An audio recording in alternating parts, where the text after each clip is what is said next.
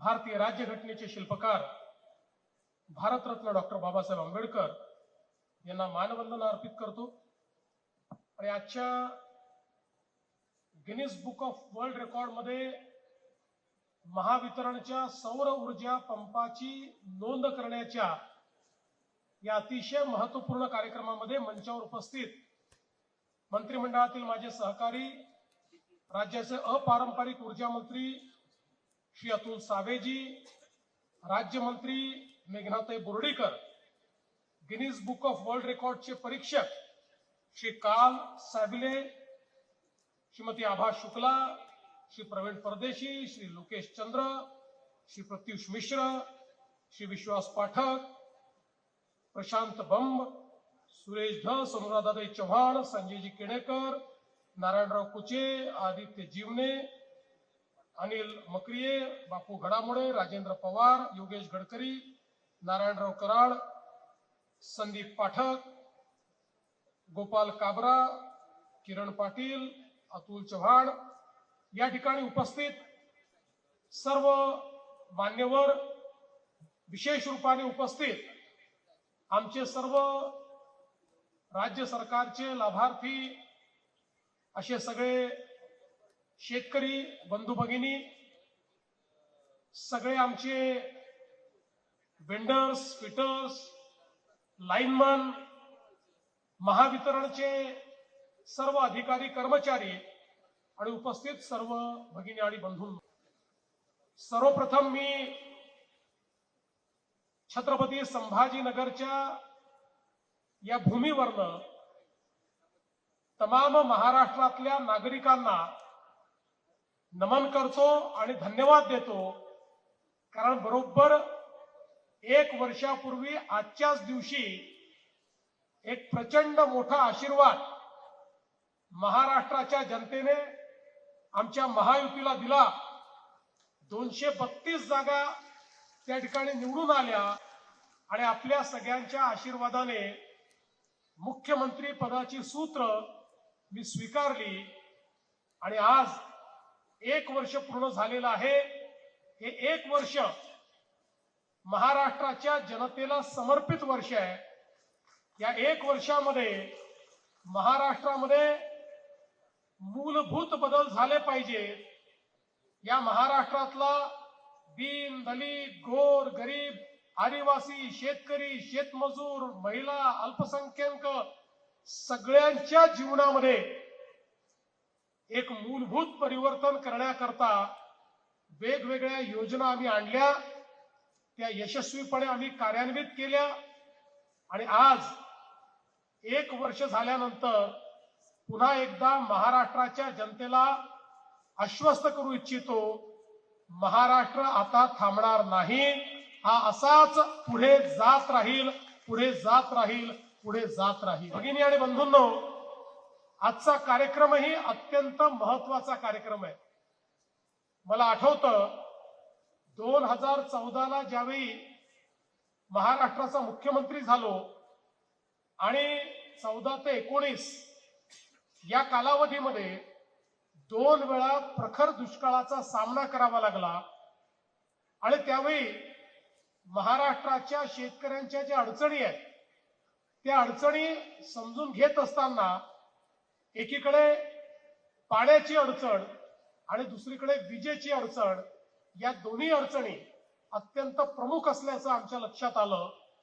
शेतकऱ्यांना एकतर त्या ठिकाणी अर्धे दिवस दिवसा वीज मिळते, अर्धे दिवस रात्री वीज मिळते, ती पण अनेक वेळा अडचणीची व्हायची आणि म्हणून शेतकऱ्यांची मागणी असायची, आम्हाला दिवसा 12 तास वीज द्या, आम्हाला मुबलक अशा प्रकारे आमच्या शेतीला पाणी मिळालं पाहिजे। आपण जलयुक्त शिवार योजना केली, त्या जलयुक्त शिवार योजनेमध्ये माननीय उच्च न्यायालयाने जी कमिटी बसवली, त्या कमिटीच्या रिपोर्टमध्ये आलं की मराठवाड्याची पाणी पातळी ही वर आली आणि महाराष्ट्राची पाणी पातळी देखील त्या ठिकाणी वर आली, पण ते पाणी शेतीमध्ये जाण्याकरता दिवसा विजेची आवश्यकता होती। विशेषतः रात्रीच्या विजेमुळे शेतकऱ्यांना साप, विंचू, जंगली जनावर यांची जी अडचण व्हायची आणि महिला शेतकऱ्यांना तर विशेष अडचण व्हायची, त्यामुळे एक प्रकारे शेतीवर अनेक बंधनं ही त्या काळामध्ये आली होती. आणि म्हणून तेव्हाच आपण सौर कृषी वाहिनीची योजना सुरू केली आणि हा निर्णय केला की आपण आपले जे फिडर आहेत ते सेपरेट करायचे आणि सगळे फिडर हे सौर कृषी वाहिनीवर न्यायचे. त्याचा पहिला प्रयोग माननीय अण्णा हजारेंच्या राळेगण सिद्धीला आपण केला. तो प्रयोग यशस्वी झाला. 1000 मेगावॅट आपण त्या काळामध्ये केलं आणि एक प्रूफ ऑफ कॉन्सेप्ट हा आपण तयार केला. सोबतच 1 लाख सौर पंपाची योजना घोषित केली आणि तीही योजना आपण कार्यान्वित करत होतो. दुर्दैवाने मध्यंतरी सरकार नव्हतं, योजना कुठेतरी बंद पडली. पण 2022 च्या मध्ये पुन्हा सरकार आलं आणि त्यावेळेस मी हक्काने ऊर्जा विभाग मागून घेतला आणि या ऊर्जा विभागामध्ये आपण एक मोठं ट्रान्सफॉर्मेशन सुरू केलं आणि आपलीच योजना ही सौर कृषी वाहिनीची आणि सौर कृषी पंपाची केंद्र सरकारने एक पत्र सगळ्या राज्यांना पाठवलं की महाराष्ट्राची योजना ही तुमच्याही राज्यात लागू करा. आणि केंद्र सरकारने माननीय मोदी साहेबांनी आपली जी कुसुम योजना आहे त्या योजनेमध्ये याचा समावेश करून कुसुम अंतर्गत सौर कृषी पंप आणि सौर कृषी वाहिनी या दोन्ही योजना त्या ठिकाणी समाविष्ट केल्या. आणि त्यानंतर मात्र महाराष्ट्र थांबलाच नाही. मी आपल्या महावितरणचं आणि आपल्या सगळ्या अधिकारी कर्मचारी आणि आपले सगळे जे वेंडर्स आहेत त्यांचं अभिनंदन करतो की त्यानंतर ज्या वेगानं आपण काम केलेलं आहे. आज बघा देशामध्ये कुसुमच्या अंतर्गत एकूण 9 लाख पंप 9.5 लाख पंप लागले आहेत. त्या 9.5 लाख पंपापैकी 7 लाख पंप एकट्या महाराष्ट्राने लावलेले आहेत. म्हणजे अख्ख्या देशात जेवढे पंप लागले त्याच्या 65% पंप हे एकट्या महाराष्ट्राने या ठिकाणी लावून दाखवले. आणि सुरुवातीच्या काळात लोक म्हणायचे सौर पंप लावला पाणी येणार नाही, मग त्या ठिकाणी योग्य आमची त्या ठिकाणी फायदा होणार नाही, आमच्या अडचणी तयार होतील. पण हळूहळू जसे पंप लागायला लागले लोकांच्या लक्षात आलं की याच्यामध्ये तर आपला मोठा फायदा आहे. 25 वर्ष विजेचं बिल भरायचं नाही, 365 दिवस दिवसा वीज मिळते. जेव्हा पाणी आवश्यक त्यावेळी पंपाला वीज. अशी अवस्था, कोणालाही रात्री शेतीमध्ये जाण्याची आवश्यकता नाही आणि 3 पिकं घेण्याची देखील त्या ठिकाणी व्यवस्था या सौर कृषी पंपामुळे झाली. आणि मग एका शेतकऱ्याचं पाऊल दुसरा शेतकरी, दुसऱ्याचं पाऊल तिसरा शेतकरी आणि यातनं एक प्रकारे आज देशामध्ये आपण पहिल्या क्रमांकावर आलो. आणि मग हळूहळू ही जी सगळी इकोसिस्टीम आपल्याकडे तयार झाली त्यातूनच ही आपली क्षमता तयार झाली. मला आठवतं 2013-14 साली आपल्याकडे 4-4 वर्षाचं पेड पेंडिंग असायचं. म्हणजे एखाद्या व्यक्तीने पंप मागितला 4 वर्षांनी त्याला पंप मिळायचा. तो चातकासारखी वाट पाहायचा. वर्षाला 12,000, 13,000, 15,000 पंप आम्ही लावायचो. आणि आमच्या विधानसभेत सर्वात जास्त चर्चा कशावर व्हायची तर पेड पेंडिंग कधी पूर्ण होणार. आपण 14 नंतर जवळपास पेड पेंडिंग तर संपवले, पण तरीही दरवर्षी येणारी डिमांड ही आपण संपवू शकत नव्हतो. पण आज अशी स्थिती आहे की दरवर्षी 20-25 हजार पंप लावणारा महाराष्ट्र एका महिन्यामध्ये 45,911 पंप हे या ठिकाणी लावू शकला. आणि Guinness book of world record मध्ये याची नोंद झाली. खऱ्या अर्थानं हे ट्रान्सफॉर्मेशन आपण बघितलं पाहिजे. ज्यावेळी ही योजना मी विधानसभेत घोषित केली मागेल तेरा सौर कृषी पंप, त्यावेळी आमच्या विरोधकांनी थोडं त्याची मजाक उडवण्याचा प्रयत्न केला. एक प्रकारे माझ्यावर थोडी टीका टिप्पणी केली की तुम्ही नुसतं बोलताय, पण आम्ही ते करून दाखवलं. आणि आज बघा परिस्थिती अशी आहे, हे जेवढे शेतकऱ्यांनी आमच्याशी इंटरॅक्ट केलं, बाहेरही शेतकऱ्यांची मी इंटरॅक्शन केलं, डिमांड त्यांनी दिल्यापासनं 1 महिन्यामध्ये लोकांचे पंप या ठिकाणी लागायला लागले. हा रेकॉर्ड आपण तयार केला. मागेल त्याला सौर कृषी पंप आज आपण देतो आहोत आणि एका महिन्यामध्ये 45,911 पंप लावून एक नवीन गिनीज बुकचा रेकॉर्ड आपण तयार केलेला आहे। मी खरोखर या ठिकाणी आमच्या गिनीज बुकचे जे निरीक्षक आलेले आहेत श्री काल, त्यांचे मी फार मनापासून त्यांचे आभार मानतो। थँक्यू मिस्टर काल for nominating us in the Guinness Book of World Record, and I would like to tell you that this record will be broken only and only by Maharashtra. आम्हीच आमचा रेकॉर्ड ब्रेक करून दाखवू आणि त्या दृष्टीनं पुढच्या काळामध्ये हे काम करू। आणि म्हणून आज मी सांगतोय, आता आपण 7.5 लाखावर पोहोचलो। मी अतुल सावेजी, मेघनाताई, लोकेशजी आणि आभा शुक्ला आपल्या सगळ्यांना सांगतो, पुढच्या वर्षी 10 लाख पंप पूर्ण झाले पाहिजे। हे आपलं टार्गेट पक्का आहे। 10 लाख पंपावर आपण पोहोचलो पाहिजे। आणि मी AIIBचं देखील मनापासून आभार मानतो की आता वित्त पुरवठ्याची देखील चिंता नाही, त्यांनी 10,000 कोटी रुपये आपल्याला दिलेले आहेत। त्यामुळे आता कुठेही आपण अडकणार नाही। ही खरोखर अत्यंत महत्वाची गोष्ट आहे। आणि यासोबत हे देखील महत्वाचं आहे की महाराष्ट्र आता पहिलं राज्य होत आहे की ज्या राज्यामध्ये शेतकऱ्यांकरता वेगळी वीज कंपनी तयार करून सगळ्या शेतकऱ्यांना सौर वीज देण्याचा पराक्रम पुढच्या वर्षीच्या शेवटापर्यंत महाराष्ट्र करेल। 3,000 मेगावॅट तयार झाली आहे। पुढच्या वर्षीच्या डिसेंबर पर्यंत 16,000 मेगावॅट वीज ही सौर ऊर्जेतनं शेतकऱ्यांना मिळेल आणि महाराष्ट्राचा अन्नदाता हा पहिला अन्नदाता असा बनेल की जो कुठलंही प्रदूषण न करता त्या ठिकाणी अन्न उत्पादन करतो आहे आणि आपलं अतिशय चांगल्या पद्धतीनं शेती करतो आहे।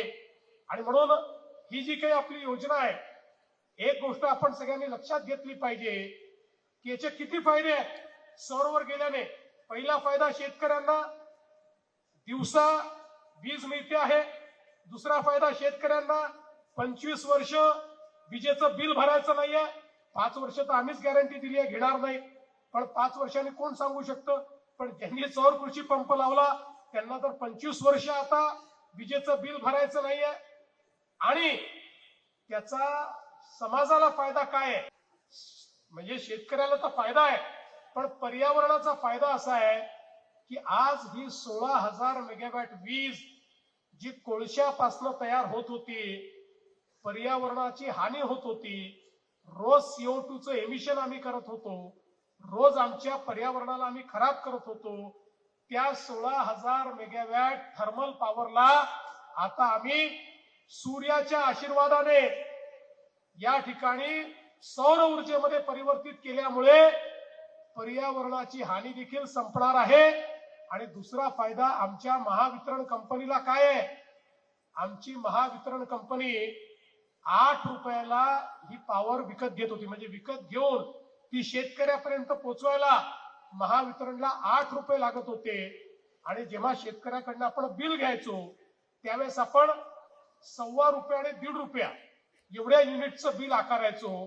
म्हणजे आपण विचार केला तर प्रत्येक युनिटच्या मागे महावितरणला जवळपास 6.5 रुपयाचा त्या ठिकाणी लॉस असायचा, जो आपण इंडस्ट्रीकडनं वसूल करायचो आणि राज्याच्या बजेटमधनं द्यायचो। आता जर या विजेचा विचार केला तर ही वीज ऍव्हरेज आपल्याला 3 रुपयांनी पडते आहे, म्हणजे 5 रुपयांनी या विजेची किंमत ऑलरेडी कमी झालेली आहे। म्हणजे आपण जर विचार केला तर जो 5.5 रुपयाची सबसिडी आपल्याला ती पडत होती, आता ती फार कमी त्या ठिकाणी सबसिडी झालेली आहे। 1.5 रुपयाचा विचार केला तर 1.5 रुपये राहिलेली आहे आणि मोफतचा विचार केला तरी 3 रुपये राहिलेली आहे। याच्यामुळे आपण दुसरं काय केलं तर 2025 ते 2030 आपले विजेचे दर MERCनी ठरवून दिले। या दरामध्ये पहिल्यांदा महावितरणनी पिटिशन दाखल करून दरवर्षी विजेचे भाव कमी करण्याचं ठरवलं। घरगुती विजेचे भाव आणि उद्योगाच्या विजेचे भाव देखील दरवर्षी आम्ही कमी करणार आहोत। गेल्या 20 वर्षामध्ये दरवर्षी 9% वाढणारा विजेचा भाव आता दरवर्षी 3% आम्ही कमी करतो आहोत.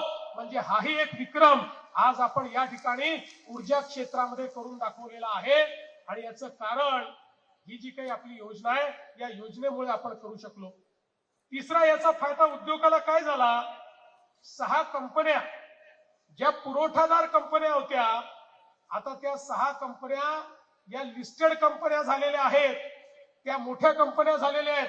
आणि अनेक वेंडर जे छोटे छोटे वेंडर होते ते आता आमचे रजिस्टर्ड वेंडर होऊन देशभरामध्ये ते काम करतायत.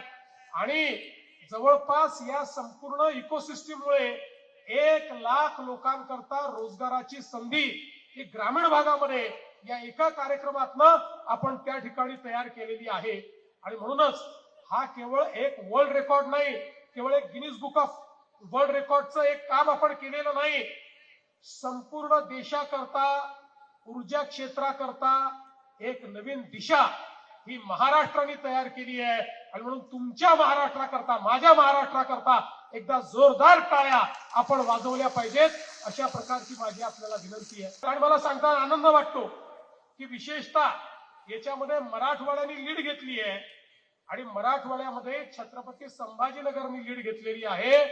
एकट्या छत्रपती संभाजीनगरमध्ये 14,000 पेक्षा जास्त शेतकऱ्यांना हे जे कृषी पंप आहेत हे त्या ठिकाणी मिळालेले आहेत. आणि मराठवाड्यातल्या दुष्काळी भागामध्ये आता सर्वाधिक स्वागत या संपूर्ण कृषी पंपांचं होत आहे. आपल्याला कल्पना आहे मराठवाड्याकरता, विदर्भाकरता आणि सगळ्या आपल्या मागास भागाकरता नानाजी देशमुख कृषी समृद्धी योजना आपण सुरू केली. या योजनेच्या माध्यमातून शेतकऱ्यांना सर्व प्रकारची त्या ठिकाणी मदत आपण करतो. मागेल त्याला शेततळं आपण देतो, शेततळ्याचं आच्छादन आपण देतो, बीबीएफ आपण देतो, वेगवेगळी अवजारं आपण देतो, त्या ठिकाणी ड्रीप आपण देतो. या सगळ्या गोष्टी 90% आणि 100% अनुदानावर आज आपण देतो आहोत. शेतकऱ्यांना कुठेही अडचण येऊ नये आणि शेतकरी हा शाश्वत शेती करू शकला पाहिजे, वातावरणाच्या बदलाचा शेतीवर परिणाम होऊ नये, अशा प्रकारची शेतीची व्यवस्था आज आपण या योजनेच्या माध्यमातून तयार केली आहे. त्याच्यासोबत शेतीला मार्केटशी जोडण्याकरता स्मार्ट सारखी योजना, मॅग्नेट सारखी योजना, या योजना आपण तयार करून मोठ्या प्रमाणात आमच्या शेतकऱ्याला शाश्वत भाव मिळाले पाहिजे, अशा प्रकारचा प्रयत्न देखील आज महाराष्ट्राचं सरकार करत आहे. आणि सगळ्यात महत्वाचं जर काही असेल तर आपल्याला याची कल्पना आहे की आपण नदी जोडचा कार्यक्रम देखील हातामध्ये घेतलेला आहे. कारण एक स्वप्न 2015-16च्या दुष्काळात मी बघितलं होतं की मराठवाड्याच्या आणि विदर्भाच्या या पिढीने दुष्काळ पाहिला, पुढच्या पिढीला दुष्काळ पाहू द्यायचा नाही, हा आपला निर्णय आहे. आणि म्हणून आपण नदी जोड प्रकल्प हातामध्ये घेतलेला आहे. आणि मला सांगताना आनंद वाटतो की लवकरच आपण या ठिकाणी वाहून जाणारं 53 टीएमसी पाणी जे समुद्रात जात आहे ते आपण मराठवाड्यामध्ये आणणार आहोत. आणि त्यासोबत जे काही सांगली आणि कोल्हापूरचं दरवर्षी जे पुराचं पाणी आहे, जवळपास 100 टीएमसी पाणी आहे, त्यातलंही 35 टीएमसी पाणी हे फ्लड डायव्हर्शनच्या माध्यमातून आपण मराठवाड्यापर्यंत आणणार आहोत. त्यामुळे पुढच्या काळामध्ये आमचा मराठवाडा हा दुष्काळ मुक्त झालेला आपल्याला पाहायला मिळेल. आणि त्या दृष्टीनं सरकारने काम सुरू केलंय. विदर्भामध्ये नळगंगा, वैनगंगाच्या माध्यमातून दुष्काळ मुक्ती आहे. उत्तर महाराष्ट्रामध्ये देखील आपण त्या ठिकाणी जे नदी जोड प्रकल्प हातात घेतले आहेत त्यामुळे मोठ्या प्रमाणात तिथे दुष्काळ मुक्ती होणार आहे. त्यामुळे मला हा विश्वास आहे की एक प्रकारे शेतीच्या क्षेत्रातलं ट्रान्सफॉर्मेशन हे आपल्या सरकारने सुरू केलं आहे. आणि पुढच्या 4 वर्षामध्ये एक मोठा परिणाम हा शेती क्षेत्रामध्ये आपल्याला निश्चितपणे पाहायला मिळेल. बंधू भगिनींनो, मी अजून जास्त या ठिकाणी बोलणार नाही. खरं म्हणजे 1 वर्ष पूर्ण झालंय, काय काय सांगावं काय काय नको असं मला झालेलं आहे. पण आज सौर पंपाचा आणि कृषीचा कार्यक्रम आहे म्हणून कृषी बद्दलच्या काही गोष्टी तुम्हाला सांगितल्या. आपल्याला माहितीये यावेळेस शेतकरी आमचा अडचणीत आला, मोठ्या प्रमाणात अतिवृष्टीने शेतकऱ्याचं नुकसान झालं. जवळपास 32,000 कोटी रुपयाचं पॅकेज हे शेतकऱ्यांना दिलं आणि आज शेतकऱ्यांच्या खात्यामध्ये मोठ्या प्रमाणात पैसा देखील पोहोचवण्याचं काम हे आपल्या सरकारने केलंय. मी आज एवढंच सांगतो, हे सरकार शेतकऱ्यांप्रती समर्पित आहे आणि जोपर्यंत माझ्या महाराष्ट्रातला शेतकरी हा सुजलाम सुफलाम होत नाही, जोपर्यंत तो शाश्वत शेतीकडे त्या ठिकाणी वळत नाही, जोपर्यंत त्याची शेती फायद्याची होत नाही, तोपर्यंत आमचे प्रयत्न हे असेच सुरू राहतील. हा विश्वास मी आपल्याला देतो. आपला आशीर्वाद आमच्या पाठीशी राहावा अशी विनंती करतो. पुन्हा एकदा महावितरण, त्यांचे अधिकारी, त्यांचे कर्मचारी, ऊर्जा विभाग, आमचे सगळे वेंडर्स, आमचे लाईनमन आणि ज्या शेतकऱ्यांनी लाभ घेतलाय असे सगळे शेतकरी, या सगळ्यांचं मनापासून अभिनंदन करतो, आभार मानतो आणि माझे 2 शब्द संपवतो. धन्यवाद. जय हिंद.